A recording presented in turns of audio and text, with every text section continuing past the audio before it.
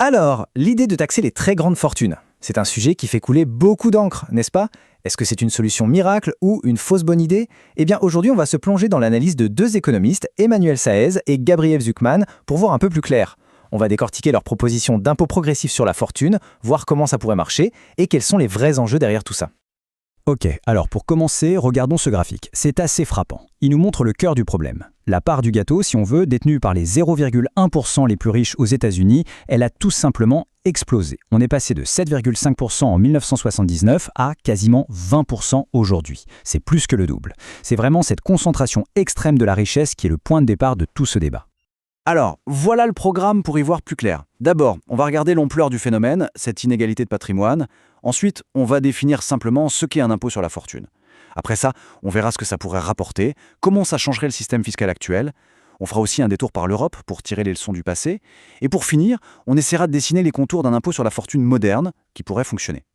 On attaque donc notre première partie. La question est simple, pourquoi on parle autant de ça maintenant? Eh bien, la réponse est tout aussi simple, c'est ce qu'on appelle la concentration du patrimoine. Et là, c'est un point super important que soulèvent Saez et Zucman.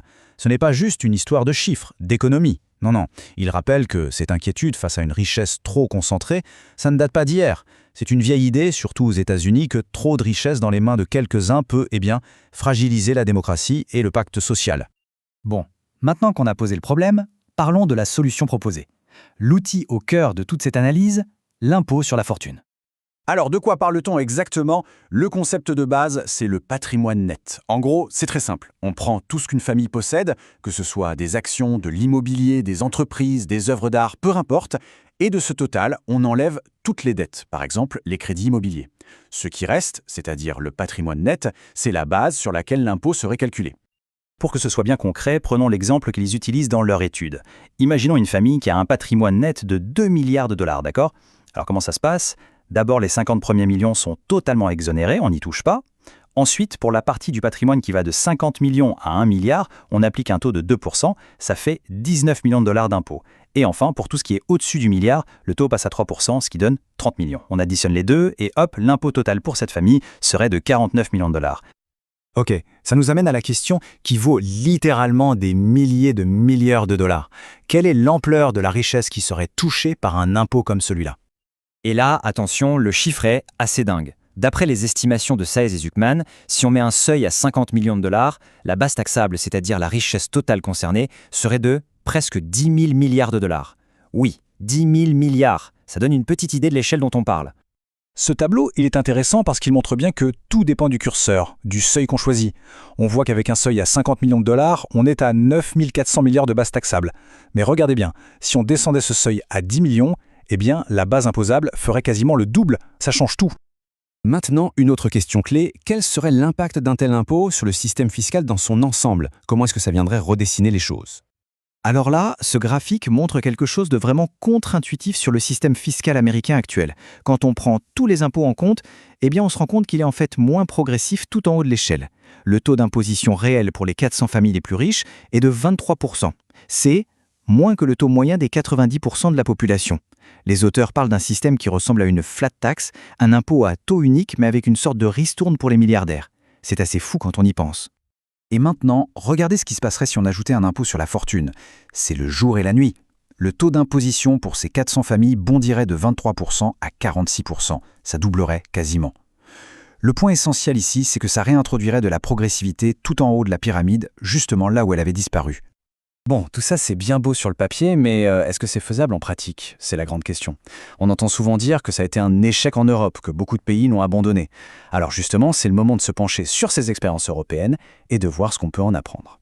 D'après l'analyse de Saez et Zucman, les impôts sur la fortune européens avaient, en gros, 3 gros défauts. Premier problème, il était bien trop facile d'y échapper. Il suffisait de déménager ou de placer son argent ailleurs. Deuxième souci, les seuils d'imposition étaient souvent trop bas. Du coup, ça touchait des gens qui avaient un patrimoine, oui, mais pas forcément beaucoup de cash, ce qui créait des problèmes. Et enfin, troisième point faible, tout reposait sur ce que les gens déclaraient eux-mêmes, sans vrai contrôle systématique. Autant dire que c'était une invitation à la fraude. Alors, premier défi, la mobilité des contribuables. En Europe, c'était simple. On habitait à Paris, on payait l'ISF. On déménageait à Bruxelles ou à Londres, pouf, plus d'impôts. Mais les États-Unis, c'est une autre histoire. Leur système fiscal est basé sur la citoyenneté, pas sur la résidence. Ça veut dire qu'un citoyen américain doit payer ses impôts aux USA ou qu'il habite dans le monde. La seule façon d'y échapper, c'est de renoncer à sa nationalité, ce qui est une étape, disons, assez radicale. Deuxième gros point noir, l'évasion fiscale, le fameux argent caché à l'étranger. À l'époque des anciens impôts européens, c'était un jeu d'enfant d'ouvrir un compte en Suisse et de ne rien dire. Mais le monde a changé. Aujourd'hui, il y a des accords internationaux, comme la loi américaine FATCA. Concrètement, ça oblige les banques du monde entier à dire au fisc américain « Attention, tel citoyen américain a un compte chez nous ». Ça rend la dissimulation beaucoup plus compliquée. Et enfin, troisième problème, ce qu'on appelle l'érosion de la base taxable. Les impôts européens étaient souvent pleins de trous, comme un gruyère. On exonérait les biens professionnels, les œuvres d'art, etc. Au final, l'impôt ne touchait plus grand-chose. La proposition qu'on analyse ici est radicalement différente. Un seuil très élevé pour ne viser que les méga-fortunes et surtout une base très large. Pas d'exception, pas de niche fiscale, tout le patrimoine est compté. Donc, pour résumer, l'idée forte de Saez et Zuckman, c'est de dire « Oui, les expériences passées ont eu des problèmes, mais ce n'est pas une fatalité.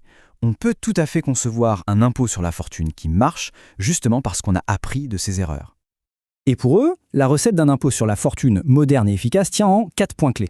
1. Un seuil d'exonération très élevé, pour ne cibler que les plus riches et éviter les problèmes de liquidité. 2. Une base imposable la plus complète possible, sans loopholes, sans échappatoire. 3. Un système de contrôle solide, qui ne repose pas sur la bonne foi du contribuable, mais sur les infos transmises par les banques. Et 4. Des mesures fortes pour rendre l'exil fiscal très peu attractif. Et on va se quitter sur cette question qui finalement résume tout le débat. La concentration du patrimoine, c'est un fait établi. La grande interrogation, c'est de savoir s'il y a un impôt sur la fortune, mais un impôt bien pensé, moderne, qui a tiré les leçons du passé, pourrait être un outil efficace pour y répondre. C'est une question ouverte et le débat est loin d'être terminé.